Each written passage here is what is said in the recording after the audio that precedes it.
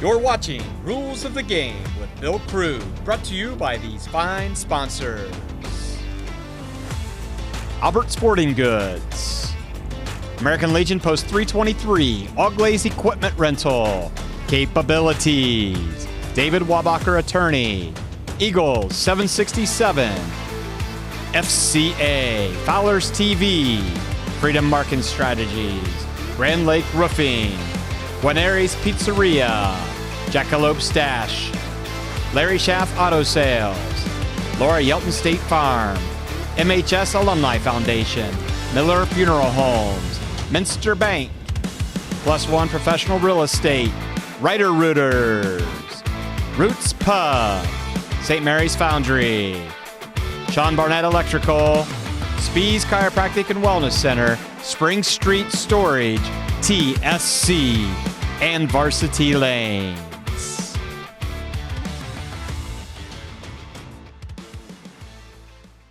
Hello, everyone, and welcome to Rules of the Game. I'm Zach Ferrall, and that's not Mark Sisko. Bill Krug is here. Mark has officially retired from Rules of the Game, but fortunately, we're able to get local official Bill Krug to step in. Bill, thank you for being here. Thanks, Zach, and I'm glad to be here. Mark has done a great job over the years, and hopefully I can fill his shoes. I know I can't fill them all, but hopefully I'll be able an adequate stand-in. Bill, we had a lot of clips from the game Friday night, and we're going to jump into those in a second, but I thought it might be interesting for everyone out there who doesn't know you, for you to maybe introduce yourself and talk about how long you've been officiating and kind of maybe what got you into it. Well, what got me into it is I was a basketball official. I started with basketball officiating, and I did it with some guys that do football, so and they talked me into it. So 27 years ago, I started doing football, and I'm still doing it. I love it, and it's a great hobby, and that's what it is. It's a hobby, but it's been a lifetime hobby for me. I absolutely love it. Now, on the football field, there's line judges, there's umpires, referees. What have you done primarily on the football field? Well, for 25 years, I've been an umpire. And the umpire is right with the linebackers on the defensive side of the ball. And I'm looking for holding and block below the waist and all that kind of stuff. But the last couple of years, I've been mainly, our referee has had some health problems, and I've stepped up and I've been the referee for the last year and a half here. And interesting, we were talking before the show, you're actually going to be officiating the St. Mary's Salina game this week. Yeah, we've had that game scheduled for the last couple of years, so this happens to just coincide with what's going on. Well, it'll be neat. It'll be a new experience for us to potentially review clips from a game that you're in. So, well, that's I'm looking forward to that. Well, we're going to take a short break. When we come back, we've got 12 clips from the St. Mary's and St. Henry game. We'll be back right after this.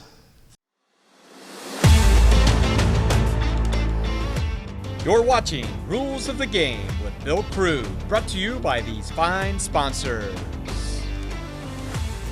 Albert Sporting Goods, American Legion Post 323, Auglaze Equipment Rental, Capabilities, David Wabacher Attorney, Eagles 767, FCA, Fowler's TV, Freedom Marketing Strategies, Grand Lake Roofing, Guarneri's Pizzeria, Jackalope Stash, Larry Schaff Auto Sales, Laura Yelton State Farm, MHS Alumni Foundation, Miller Funeral Homes, Minster Bank, Plus One Professional Real Estate, Rooters, Roots Pub, St. Mary's Foundry, Sean Barnett Electrical, Spees Chiropractic and Wellness Center, Spring Street Storage, TSC, and Varsity Lanes.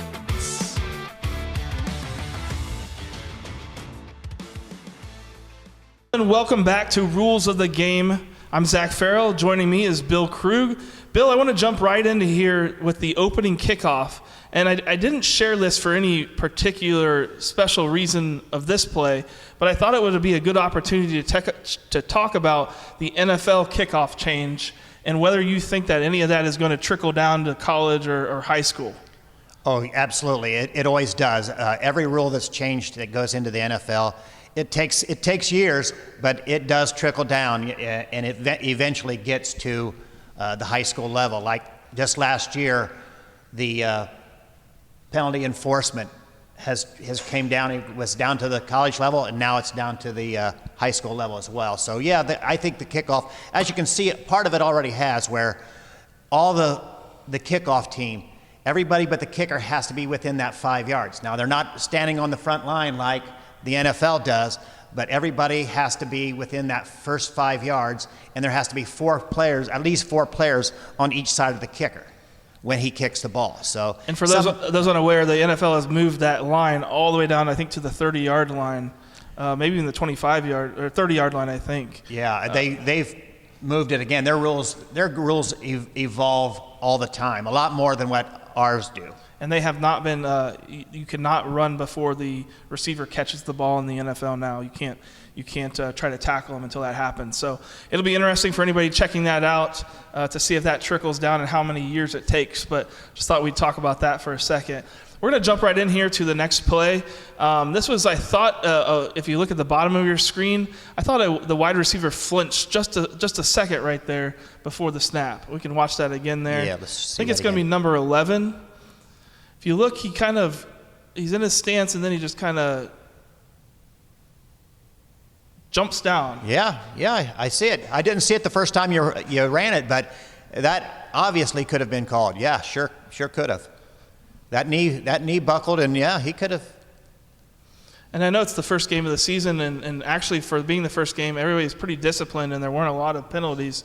But that one just kind of jumped out at me there. I thought, oh, that was a little early. And that is a little strange, the game being played so well and so clean, because usually first games of the season, it's not that well-played game, a well-played game. This was a play where St. Mary's had a quarterback in shotgun position, then dropped him back a couple steps and kicked a punt. And I just wanted to talk about, can anybody behind the line of scrimmage punt the ball on any down? Yeah, absolutely they can. Yeah, anybody can be a kicker. He could have tossed it to someone else, and as long as they're behind the line of scrimmage, they can kick the ball. Once the ball's gone past the line of scrimmage, is it able to come back and be kicked again? No, once the ball's beyond the neutral zone, and if it comes back, it cannot be re-kicked. And that's an interesting play there. We'll have to watch that in the future from St. Mary's, because when you got a quarterback that can pooch kick like that, it may be used a little bit. This next play was a touchdown run from Colton Mabry, and it was very close here on the edge. I just wondered your thoughts of whether he stayed inbounds or not. Well, I don't think you can tell from that angle right there, but the wingman, the line judge there, he needed to get down to the goal line. See where he's at right there? Sure. He where was the ball snapped?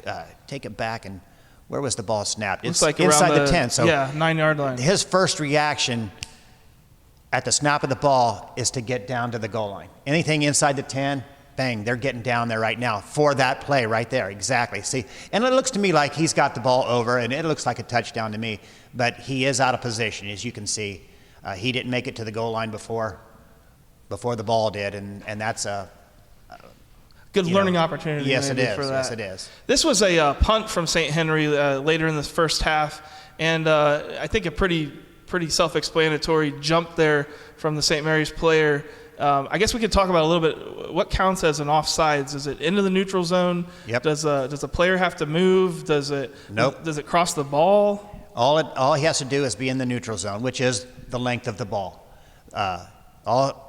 His head, the crown of his helmet can be leaning. If he's leaning over, that's encroachment. If he steps across, and a thing that they've done this year that they've really emphasized for us is it's called a disconcerting play if they come up and try to get the offense to jump. If the defensive player comes up and just like stomps his feet, and it draws the offense to move, that will be on the defense. As an offensive lineman, I appreciate that. Yeah, I bet you do. Because they would come in and start stomping around and sometimes call some things out and wondered how close they were to our calls and things like that. To the cadence of the offense, right.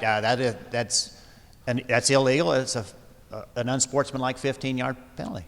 We'll have to see if that gets more emphasis this year then too. It's supposed to, because that's been a point of emphasis for officials to call that. Now, if a linebacker comes running up and stops at the last second and backs off, that's okay, because he can try to time that snap. But if he's coming up there, yes, it has to be egregious, and he's up there trying to get the offense to jump. Okay. Well, this next play was a run here. I think it was Colton Mabry again, and I thought maybe they missed a little bit of face mask here at the end. Although, nope, it was the 38, Caleb Smith. And it's a little tough to see, and I'm not surprised that they didn't call it.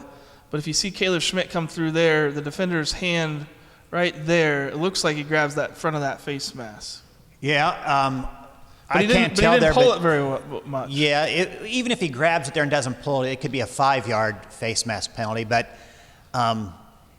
from that there, you can't tell if it's under or not. And before you throw the flag, you have to be 100% sure. Makes sense. Yeah, you want to be 100% sure before you do. His position there, who's making that call? Is it the umpire back there, if you can see it, or is it the side judge? Or? Well, it's whoever can see it. Gotcha. I mean, it's anything on the field is anybody's call if they see it. Now, should some officials be looking in that area? No, but it could be anyone's call at any given time. Gotcha. This next play was a 2-point conversion attempt from St. Mary's, and it looks like they were trying to set up a halfback pass here with Rammel.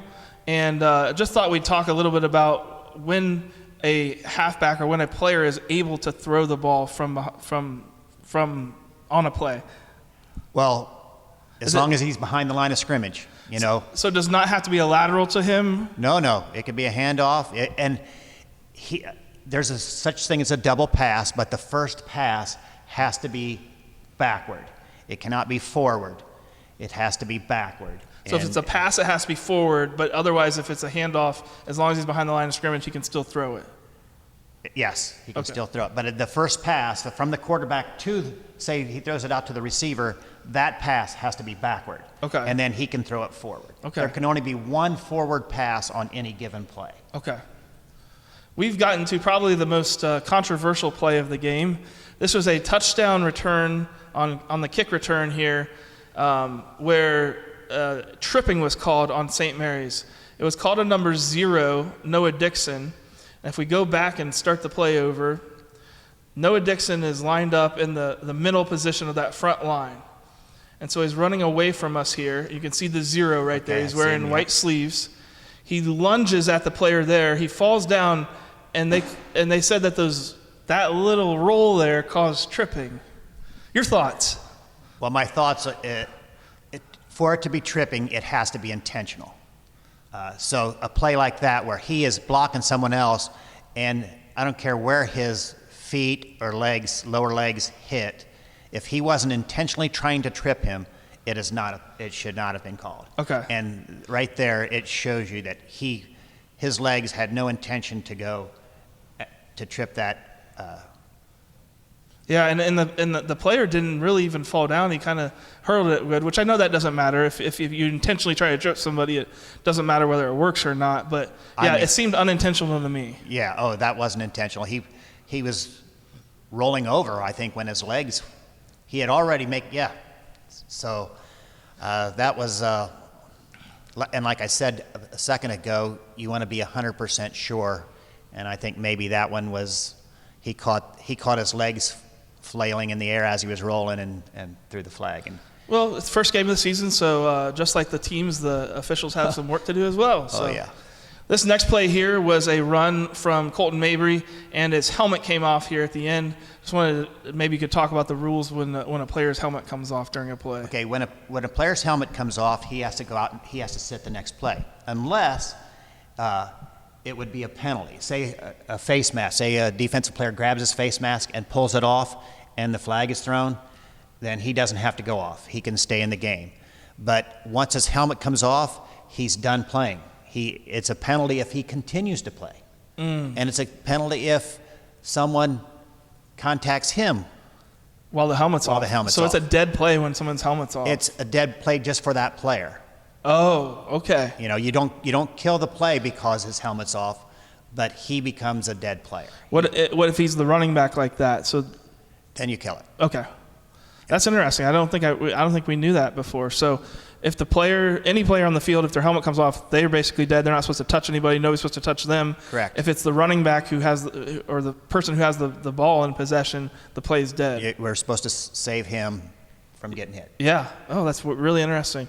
Because we see, unfortunately, some instances of people continuing to run once they lose their helmet sometimes. Yeah, and I'm not sure if the collegiate level and the pro level is the same. Yeah. But in high school, if the running back has the ball and his helmet's off, it's plays over. Well, this was later on in the game, I think in the second half. I think it was at the end of the first half, actually. St. Henry was taking some shots at the end zone. No pass interference was called. Just was curious if you thought that was the right call.